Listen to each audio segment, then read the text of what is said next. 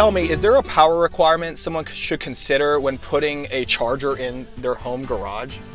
Yeah, absolutely. So most home chargers are going to be a level 2 charger, and so what that means is it's going to be able to be plugged in or wired up to a 240 volt outlet.